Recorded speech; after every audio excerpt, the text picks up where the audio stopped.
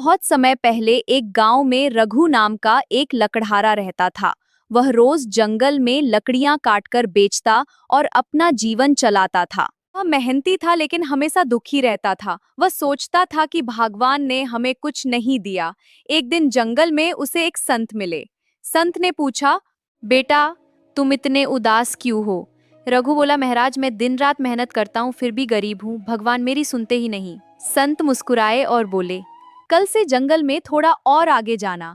अगले दिन रघु संत की बात मानकर जंगल में आगे गया। वहां उसे चंदन के पेड़ मिले। चंदन की लकड़ी बेचकर से पहले से अधिक धन मिलने लगा। कुछ दिनों बाद संत फिर मिले। उन्होंने कहा और आगे जाओ। रघु आगे गया तो उसे तांबे की खान मिली। फिर कुछ समय बाद चांदी और सोने की खान भी मिली। रघु समझ गया कि संत उसे केवल जंगल में आगे नहीं भेज रहे थे बल्कि जीवन में आगे बढ़ने की सीख दे रहे थे। महाराज मैं समझ गया हूँ, जो व्यक्ति प्रयास करना छोड़ देता है वो सफलता से दूर रह जाता है। संत बोले, सही कहा, भगवान रास्ता दिखाते हैं लेकिन चलना मनुष्य को ही पड़ता है। उस दिन के बाद रघु कभी निराश नहीं हुआ और मेहनत और विश्वास के साथ जीने लगा। जो व्यक्ति निरंतर प्रयास करता है उसे एक दिन सफलता अवश्य मिलती है। तो दोस्तों, इस कहानी से आपने क्या सीखा? एक गांव में मोहन नाम का एक गरीब किसान रहता था। वह बहुत मेहनती और दयालु था।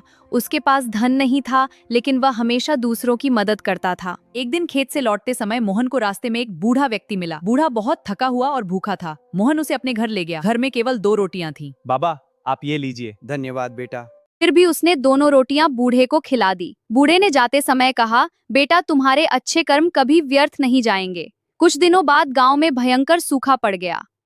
लोगों की फसलें सूख गई लेकिन मोहन के खेत में एक पुराना कुआं था। आश्चर्य की बात यह थी कि उसमें पानी भरा हुआ था।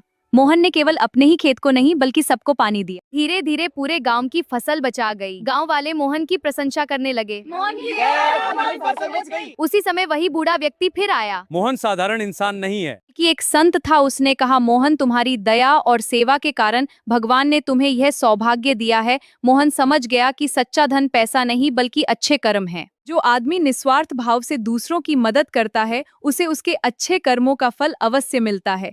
दोस्तों, हमारी बातें अच्छी लगी हो तो कमेंट में जरूर लिखना। राधे राधे।